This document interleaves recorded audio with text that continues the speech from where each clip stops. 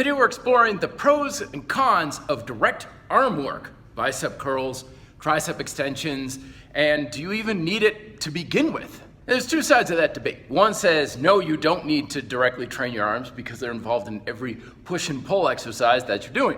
But on the other hand, some people are like, don't trust anybody who doesn't curl, and that it's a valuable part of your ability to build muscle and strengthen your upper body. Now, I've been on both sides of these debates for many times, saying you need it, you don't need it. It's kind of like the same idea of that ab training video. Do you need direct training for your abdominals? Because some people say, well, if it's involved in everything, you don't need it. But the opposite could be said, where you say, well, it is involved in everything, therefore you do need it to make sure it's not a limiting factor in your overall performance. Here's the conclusion I've come up with is, one, no, you absolutely don't have to have it, provided you can get enough tension in your arm muscles during compound exercises.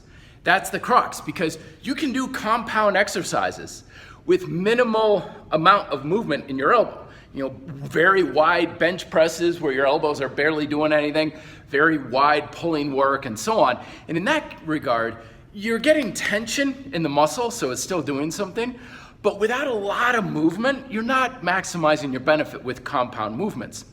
Also, it also pays to have a good mind-muscle connection with your ability to get tension in the muscle during compound movements.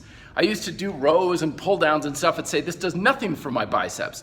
And it wasn't because of the exercise, it was because I wasn't good at using my biceps during those movements.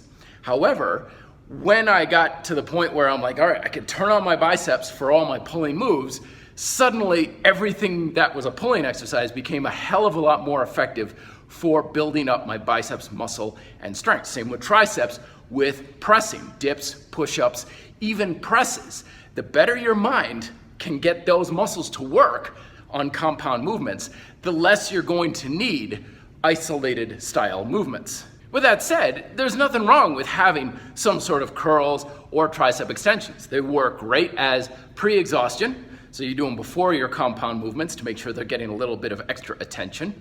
You can use them as a finisher set.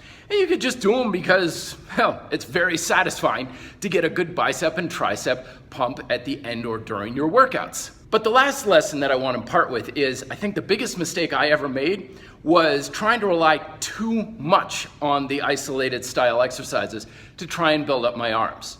Yes, curls are good for the biceps. Yes, the extension's good for the triceps. But I don't really believe they're that much effective compared to getting a good amount of tension in those muscles during the big, heavier compound movements like full-on presses and pulling.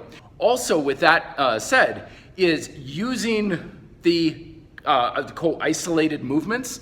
It's not an isolated movement. Even if you're doing curls, keep your back on, keep your rear delts on.